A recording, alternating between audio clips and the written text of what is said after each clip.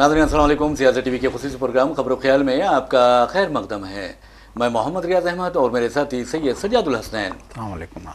बहरहाल नाज़रीन, जहाँ तक खबरों का सवाल है, आप अच्छी तरह जानते हैं कि हम ऐसी खबरें आपके सामने पेश करते हैं, उन पर तबसरा किया जाते हैं जो खबरें कल के अखबार की सुर्खियाँ बनती हैं। आज की जो अहम खबर है, अगर तेलंगाना के लिहाज से देखा जाए तो आपको बता दूं कि BC रिजर्वेशन के बारे में जिस अंदाज में हुकूमत सरगर्मी का मुजाहरा कर रही है, उसमें क्या मुसलमानों का फ़ायदा होगा, ये एक अहम सवाल है। और आपको ये बता दें कि आज चीफ मिनिस्टर रेवंत रेड्डी से तेलंगाना कांग्रेस की जो इंचार्ज है तेलंगाना के उमूर की मीनाक्षी नटराजन, उन्होंने और महेश कुमार गौड़ सदर प्रदेश कांग्रेस ने मुलाकात की। और आपको ये भी बताना ज़रूरी है कि इन लोगों ने मुलाकात में कई एक अहम मसाइल पर चीफ मिनिस्टर से तबादला ख्याल किया। तंजीमी जो तश्कील है उसके बारे में बात की, पदयात्रा के बारे में बात की, और BC तहफ़्फ़ुज़ात के ज़िमन में दिल्ली में जो जद्दोजहद की जाने वाली है, जो धरने या एहतजाज मुनज़्ज़म किया जा रहा है 31 जुलाई तक 4 अगस्त, उस बारे में भी बात की है। और आपको ये बता दूं कि 42%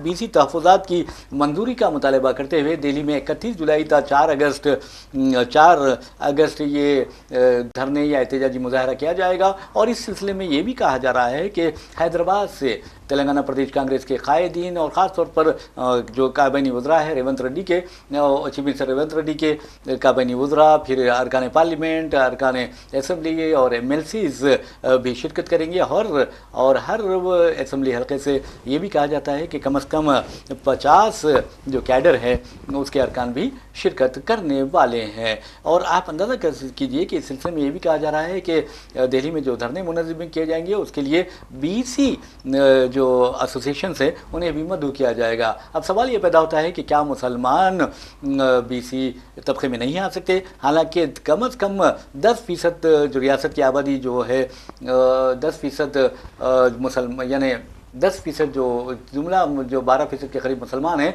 इसमें 10% इंतहाई पसमानदा है। अब कांग्रेस का भी ये फ़र्ज़ बनता है कि वो भी मुसलमानों के जो भी पसमानदा तबक़ात है या ऑर्गेनाइजेशन है मुसलमानों के, उनको भी इसमें शामिल रखे। तो सजा साहब, आप देखेंगे कि एक ख़बर तो ये है, और दूसरी खबर आपको बता दूं कि जहाँ तक आमिर अली खान साहब MLC का सवाल है, आज दफ्तर सियासत में स्टोन कटिंग मशीन की तकसीम अमल में लाई गई है। ये बहुत बड़ा इक़दाम है और खुद आमिर अली खान साहब ने वाज़ेह तौर पर ऐलान किया है कि वो कम से कम 1 लाख मुस्लिम घरानों को लखपति बनाकर रहेंगे। तो उन्होंने एक अपना एक अज़्म ज़ाहिर किया है, इरादा ज़ाहिर किया है और एक अपना मनसूबा बनाया है। और ऐसे मौके पर उन्होंने खिताब करते हुए कहा कि इस्लाम में कोई भेदभाव नहीं है, इस्लाम में कोई छोटा बड़ा नहीं है। और इस सिलसिले में उन्होंने यहाँ तक कह दिया कि एक ही सफ़ में खड़े हैं महमूद अयाज, कोई बंदा रहाना कोई बंदा नवाज। तो आप अंदाज़ा कीजिए कि उन्होंने बताया कि मुसलमानों में कोई भेदभाव नहीं है। लेकिन हालिया अरसे के दौरान जो BC सर्वे किया गया सज्जा साहब, उसमें तक मुसलमानों की जो आबादी बताई गई है 45 लाख बताई गई है। जबकि आपको बता दूं कि कई ऐसे लोग हैं जिन्होंने मुख्तलिफ वजूहात की बिना पर BC सर्वे में हिस्सा नहीं लिया। ख़ासतौर पर पुराने शहर की अगर आप बात करते हैं या कई और मुकामात की बात करते हैं, उन्होंने हिस्सा नहीं लिया। तो इसका मतलब सिर्फ 45 लाख आबादी BC सर्वे में बताई गई है। और इसमें यह भी बताया गया है कि जो यानी 34 लाख लोग इसमें पसमानदा हैं, यानी 45 लाख में से 34 लाख पसमानदा है। जबकि आमिर अली खान साहब MLC का ये दावा है कि 45 लाख में से 40 लाख पसमानदा है और बमुश्किल 5 लाख खुशहाली का यानी या खुशहाल हैं। इस तरह की बात उन्होंने की है। लेकिन उन्होंने खबरदार किया है कि आज हुकूमत कुछ भी कर लें, लेकिन अगर जब तक कोई कौम कोई अक़वाम जो है अपनी हालत खुद बदलने का फ़ैसला नहीं करती, इक़दामात नहीं करती, तरक्की की जानिब रवां दवा नहीं होती, तो उसको कौन तरक्की कराएगा? सब नज़रअंदाज करते हैं। इसलिए एक हो जाए तो बन सकते हैं खुर्शीदो मुबीन, वरना इन बिखरे हुए तारों से क्या बात बने। ये सबसे अहम बात है सज्जा साहब। यकीनन देखिए सियासत जो एक इदारा है जो मुसलमानों को माशी तौर पर मुस्तहकम करने के लिए कोशा है, और इसके तहत जो स्टार्टअप्स में मदद दी जा रही है या फिर कोई तिजारत का ख्वाहिशमंद है तो उसको कौन सी तिजारत कैसे करनी चाहिए, इसमें इस लाइन में गाइड किया जा रहा है। उसके अलावा टेक्निकली भी मुसलमानों को स्ट्रांग बनाने के लिए मुख्तलिफ़ क्लासेस कोचिंग यहाँ पे दी जा रही है, चाहे वो IT के शोबे की हो, चाहे जो है इंग्लिश लर्निंग स्किल्स की हो, चाहे और भी बहुत सारे जो आज के दौर की ज़रूरत है उसके हिसाब से نئی نسل کو آراستہ کرنے کے لیے سیاست ہب کے تحت ادارہ سیاست میں بہت سارے کورسز بھی جاری ہیں اور مناسب گائیڈنس بھی یہاں پہ مل رہی ہے. اور خاص طور پہ دیکھیے کیریئر گائیڈنس کے حوالے سے بہت بڑے پیمانے پہ لوگ آتے ہیں اور سیاست ہب کے تحت یہاں چلنے والے ادارے میں جو ہے ادارے سے استفادہ کرتے ہیں کہ ان کے بچوں کو کہاں تعلیم، اعلیٰ تعلیم کہاں دلوانی چاہیے، نیٹ کیا ہے، ایم سیٹ کیا ہے اور جے ای ای کیا ہے، اس کے علاوہ اور کیا کورسز ہیں جس میں جو ہے ہماری نئی نسل جا سکتی ہے، ایگریکلچرل یونیورسٹی کے جو ہے کیا کردار ہے اور جو ہے ڈیفنس ریسرچ سینٹرز کے کیا جو ہے کردار ہیں، اور پھر جو ہے حیدرآباد سینٹرل یونیورسٹی جو ہے کس طریقے سے کام کر رہی ہے، وہاں کیا کیا کورسز وہاں پہ ہیں اور کیسے جو ہے استفادہ کیا جا سکتا ہے. تو بہرحال جو ہے مختلف، صرف دیکھیے پہلے ماضی میں یہ ہوتا تھا کہ بچے جو ہے ایس ایس سی پاس کر لیا، انٹر ہو گیا، گریجویشن ہو گیا، ختم. پروفیشنل کورسز کسی کو پتہ نہیں تھا، کمپٹیٹیو ایگزامز کسی کو پتہ نہیں تھا، ایم بی بی ایس کیسے کیا جاتا ہے، انجینئرنگ کے کیا کیا کورسز ہیں. ان ساری جو ہے چیزوں میں دیکھیں سب سے اہم بات ہوتی ہے کہ بیداری. ایک بندہ جو ہے، ایک بچہ جب 10ویں کلاس میں آ جاتا ہے تو اس کو وہیں اگر بیدار کیا جائے، وہیں صحیح رہنمائی مل جائے تو پھر اس کو آگے بڑھنے میں، چھلانگ لگانے میں، اپنی سمت مقرر کرنے میں جو ہے بڑی مدد ملتی ہے. اور یہ سارے کارنامے سیاست ہب کے تحت جو ہے ہوتے آ رہے ہیں، چلتے آ رہے ہیں. لیکن سیاست ہب نے اب جو نیا جو ہے جو ایک نئی شروعات کی ہے عامر علی خان صاحب کی جو ہے نگرانی میں، سرپرستی میں، یقیناً یہ قابل ستائش ہے. جیسا کہ ابھی آپ نے کہا کہ سٹون کٹنگ مشینیں دی جا رہی ہیں، سیونگ مشینوں کی بھی جو ہے ماضی میں تقسیم عمل میں لائی گئی اور مسلمانوں کو خود روزگار، خود کفیل بنانے کے لیے جو یہاں پہ جو ہے کام کیے جا رہے ہیں وہ قابل ستائش ہیں. اور اسی سلسلے کی ایک کڑی ہے جو ابھی آپ نے تذکرہ کیا. بہرحال ناظرین، آپ کو بتا دوں کہ جہاں تک عامر علی خان صاحب کا سوال ہے، انہوں نے یہ تہیہ کر لیا ہے کہ مسلمانوں کو ترقی کی راہ پر گامزن کر کے رہیں گے، اور اس سلسلے میں سیاست ہب فاؤنڈیشن جس انداز میں کام کر رہا ہے وہ قابل تعریف ہے. اور خاص طور پر آپ دیکھیں گے کہ جہاں تک سیاست ہیلپ ڈیسک کا سوال ہے، وہاں سے chief minister overseas scholarship scheme کے درخواستوں کا ادخال عمل میں لایا جاتا ہے، بچوں کی مفت رہنمائی کی جاتی ہے، مفت ادخال عمل میں لایا جاتا ہے. حالیہ عرصے کے دوران آپ نے دیکھا کہ برطانیہ میں جو برطانوی ویزا ہوتا ہے اس کی لاٹری سسٹم جو ہوتا ہے اس کے لیے بھی 107 درخواستوں کا ادخال یہاں سے عمل میں لایا گیا ہے سیاست ہب فاؤنڈیشن کی جانب سے. تو جہاں تک کئی ایسی اسکیمات ہیں جو مسلمانوں کی بہبود کے لیے سیاست ہب فاؤنڈیشن کی جانب سے شروع کی گئی ہے، اور یہ جناب عامر علی خان MLC کی ایک پہل ہے. لیکن ایک بات ضرور ہے کہ جہاں تک ریاستی کابینہ میں مسلم وزیر کا تعلق ہے، کئی لوگ اس بات پر زور دے رہے ہیں کہ جناب عامر علی خان کو ریاستی کابینہ میں شامل کیا جانا چاہیے تھا. حالانکہ آپ دیکھیں گے 1.5 سال کا عرصہ ہو گیا ہے، کوئی مسلم وزیر ریاستی کابینہ میں نہیں ہے. ایسے میں کئی مسلم گوشوں میں یہ سوال اٹھ رہا ہے کہ آج اگر ریونت ریڈی حکومت جس انداز میں یہاں پر 1.5 سال سے اپنی کابینہ میں مسلم وزیر کو شامل کیے بنا کام کر رہی ہے، اس سے سارے ہندوستان میں کانگریس کے تعلق سے غلط میسج جائے گا، یہ بات کہی جا رہی ہے. تو بہرحال ناظرین، جہاں تک محنت کا سوال ہے، جہاں تک دیانتداری کا سوال ہوتا ہے، آپ دیکھیں گے کہ اسلام میں تو اس کی بہت زیادہ اہمیت ہے. اور عامر علی خان صاحب نے اپنے خطاب میں یہ بھی کہا کہ اگر آپ دیکھیں گے کہ اسلام میں آپ کا جو تقوی ہوتا ہے، حسب نسب کی کوئی اہمیت نہیں بلکہ تقوی کی اہمیت ہوتی ہے، اور آپ کا تقوی ہوتا ہے تو تقوی کی بنیاد پر ہی آپ اچھے یا برے ہوتے ہیں. یہی وجہ ہے کہ آپ نے دیکھا کہ پیارے نبی صلی اللہ علیہ وسلم نے مسجد نبوی کی جب اذان دینے کی بات آئی تو آپ کا نظر انتخاب جو پڑا ہے، وہ نظر انتخاب جو پڑی ہے وہ حضرت بلال حبشی رضی اللہ تعالیٰ عنہ کی پر پڑی ہے. اور آپ دیکھیں گے کہ آپ کی یعنی حضرت بلال حبشی کی اذان سننے کے لیے لوگ کس طرح بے چین ہوتے تھے، کس طرح تڑپا کرتے تھے. تو بہرحال بہت اچھی بات ہے، سیاست ہب فاؤنڈیشن ایک اچھی پہل ہے.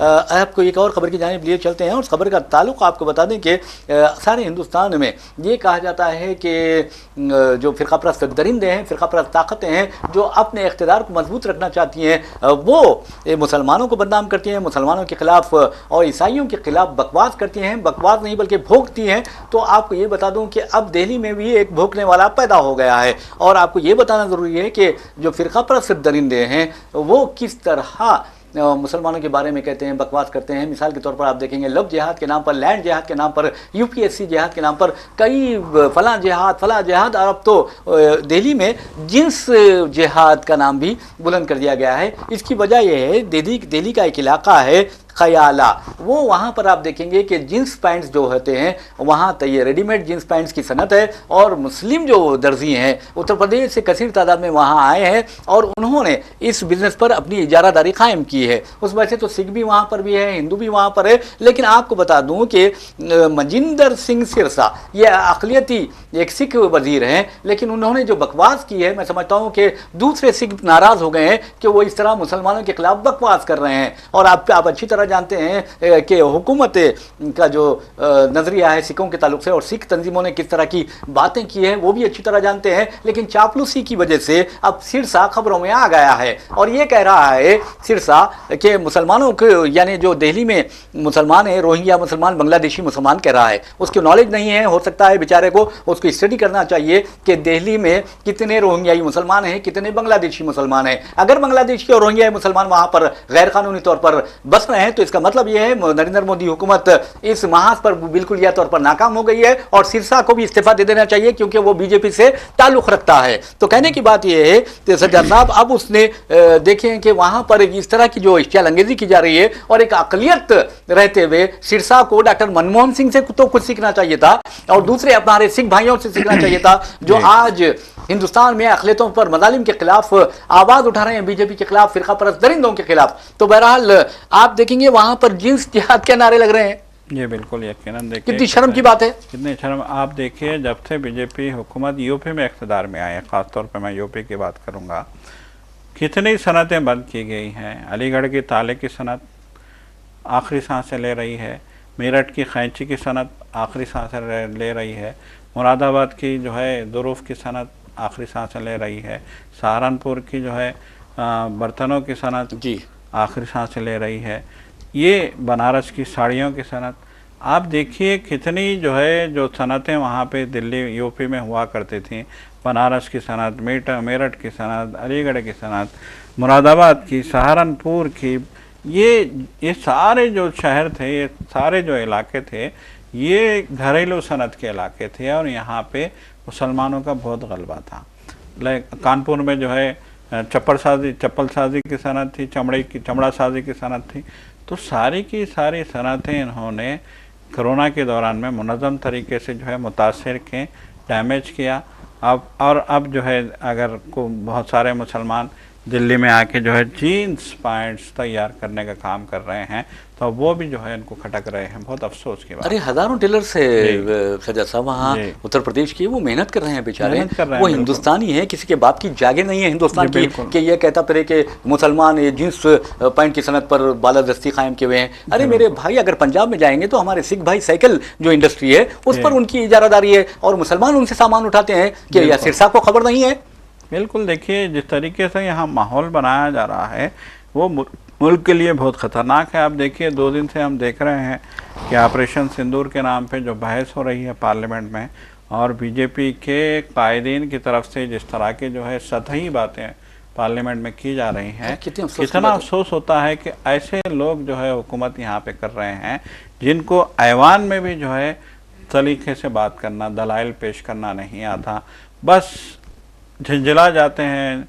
वो नेहरू का तस्करा कर रहे हैं कि नेहरू ने क्या किया, इंदिरा गांधी ने क्या किया, सारा का सारा मामले को माजी में ले जाके आप अपनी नाकामियों को माजी के कामयाबियों में छुपाने की आप कोशिश करते हैं। तो बहुत अफसोस होता है कि हालत तो ये हो गई है कि जो है आज राज्यसभा में जो है हुक्मरान जमात के जो लीडर हैं नड्डा, जो राज्यसभा को जो है सरबराही करते हैं, वो तक कह रहे थे कि जो है उनका हमारे मल्लिकार्जुन खड़गे का जो है दिमागी संतुलन जो है बिगड़ गया है जी।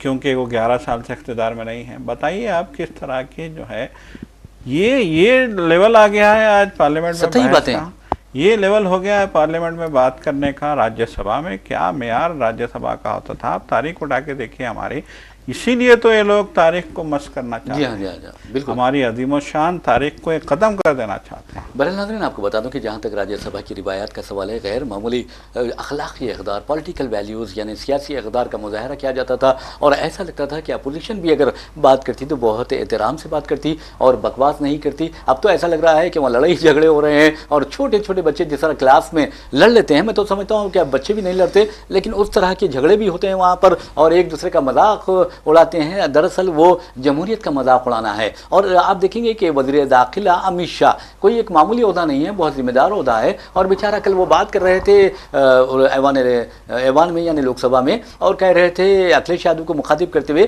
کہ آپ کو آتنکوادیوں کے دھرم کے بارے میں سوچ کر پریشانی ہو رہی ہے. تو آپ اندازہ کیجیے کہ کیوں یہ ہندو مسلم کرتے ہیں، اور کس طرح یہ یعنی جمہوریت کی مندر کہا جاتا ہے پارلیمنٹ کو، اس کو کیوں داغدار کر رہے ہیں، کیوں اس کو یعنی بھرشٹ کر رہے ہیں. یہ سوچنے والی بات ہے. اور ایسی بات آپ کو اندازہ کیجئے کہ یہ جو لوگ پہنچ گئے ہیں پارلیمنٹ میں، نہ ان کو بات کرنی آتی ہے، نہ وہ کس طرح بات کریں وہ بھی نہیں کر سکتے. ہاں، شرنگیزی میں ان کا کوئی جواب نہیں ہوتا. آپ دیکھیں گے کہ بی جے پی کا سابقہ پارلیمنٹ میں بی جے پی کا ایک رکن پارلیمنٹ نے کس طرح گالی گلوچ کی تھی، کس طرح مسلمانوں کے بارے میں یعنی مسلم رکن پارلیمنٹ کے بارے میں اس نے گندی گالیاں یا غلاظت بکھرے تھی پارلیمنٹ میں. میں تو سمجھتا ہوں کہ پارلیمنٹ کو اس وقت پورے دودھ سے دھویا جانا چاہیے تھا، صاف کرنا چاہیے تھا، کیونکہ ایک درندہ صفت میں سمجھتا ہوں رکن پارلیمنٹ نے انتہائی گندی زبان استعمال کی تھی، اور اس کے بعد وہ پارلیمنٹ نہیں پہنچ سکا. تو اب امت شاہ بھی اس طرح کی باتیں کرتے ہیں. ارے میرے بھائی، کب تک ہندو مسلم کرتے رہو گے؟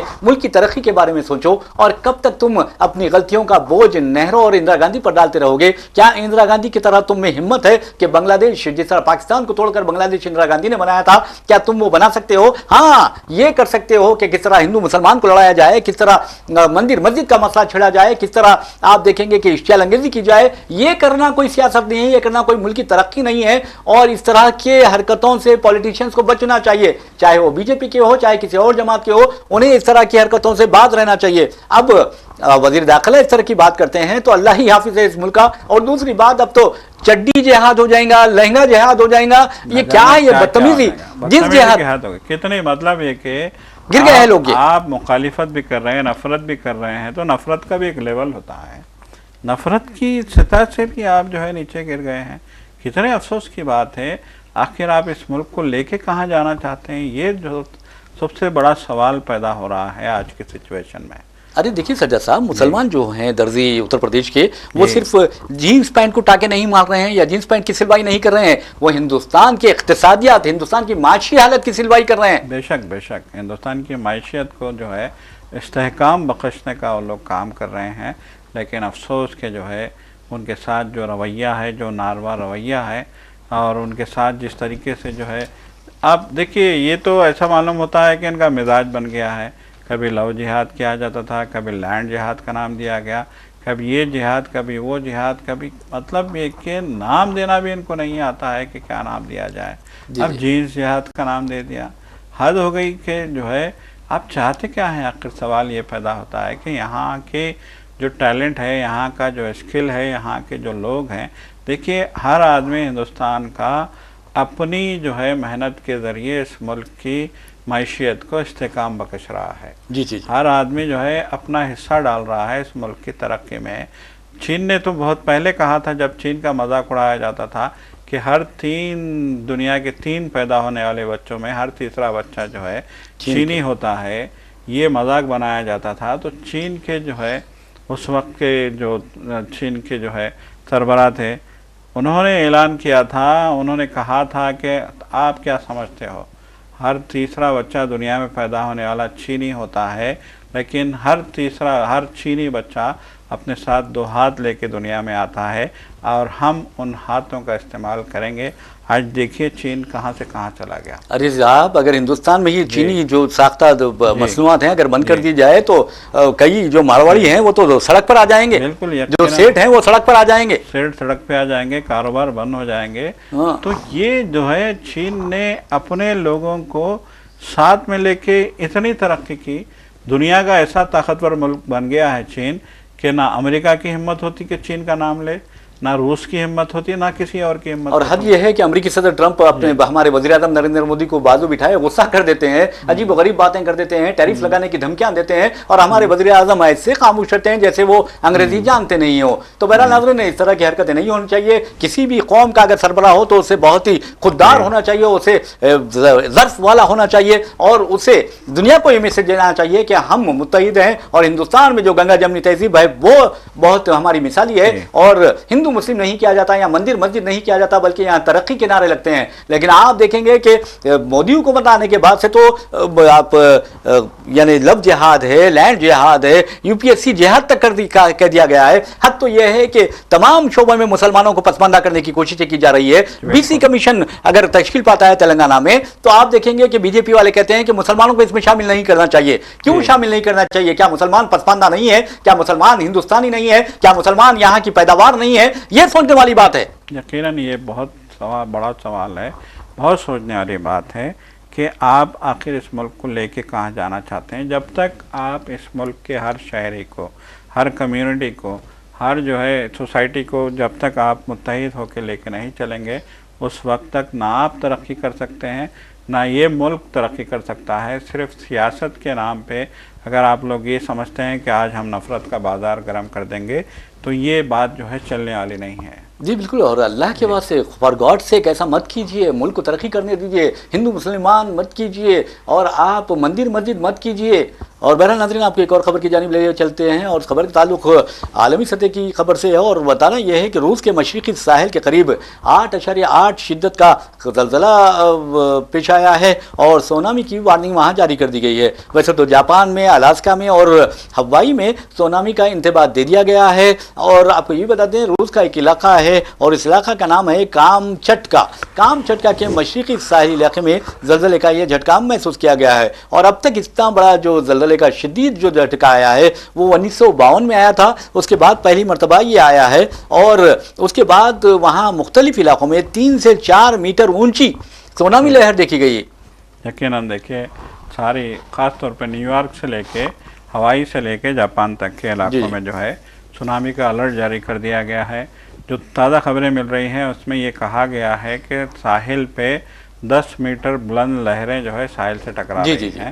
اور یقیناً جو ہے یہ آج کی رات بہت جو ہے ایک معنوں میں ہم کہہ سکتے ہیں کہ بہت امتحان کی رات ہے. ساری جو ہے ماہرین یہ کہہ رہے ہیں کہ سونامی کا خطرہ ابھی برقرار ہے، اور خدا نخواستہ اگر زلزلے کی کتنی خوفناک شدت تھی، خدا نخواستہ یہ زلزلہ ریپیٹ ہوتا ہے جی تو مشکل ہے، تو پھر جو ہے سونامی اپنی بھیانک شکل دکھا سکتا ہے. تو احتیاط، ساحلوں پہ رہنے والوں کو احتیاط کرنے کے لیے. بہرحال ناظرین، یہ ہمارا یہ خاص بات رہی ہے کہ ہم کبھی فلسطینیوں کو نہیں بھولتے. اور آپ کو یہ بتا دیں کہ اسرائیل درندگی کا سلسلہ جاری ہے، اور امریکہ اس لیے پریشان ہے کیونکہ برطانیہ نے اعلان کر دیا ہے کہ اگر فلسطین میں یعنی غزہ میں اسرائیل اسی طرح حملوں کا سلسلہ جاری رکھے گا تو پھر ہم فلسطین کو تسلیم کر لیں گے. اس کے بعد آپ دیکھیں گے نیتن یاہو کی نیند حرام ہو گئی ہے، اور ٹرمپ بھی سونے سے خاصر ہیں. ویسے بھی ٹرمپ کئی بیماریوں کا شکار ہیں. اب دیکھنا یہ ہے کہ ان کی بیماریوں میں اضافہ ہوتا ہے یا پھر مزید بیماریوں کا وہ شکار ہو جاتے ہیں. بہرحال اسی کے ساتھ آپ کو بتا دیں کہ جو مظلومین کی آہ لیتا ہے اور وہ تباہ و برباد ہو کر رہ جاتا ہے، اور آپ دیکھیں گے کہ امریکہ کے حالات کیا ہو رہے ہیں. اسی کے ساتھ ہم اپنا پروگرام خبر و خیال اختتام کو پہنچاتے ہیں. اپنے میزبان محمد ریاض احمد اور میرے ساتھی سید سجاد الحسین کو اجازت دیجیے. انشاءاللہ پھر ملاقات ہوگی، پھر بات ہوگی. تب تک کے لیے اللہ حافظ. خدا حافظ.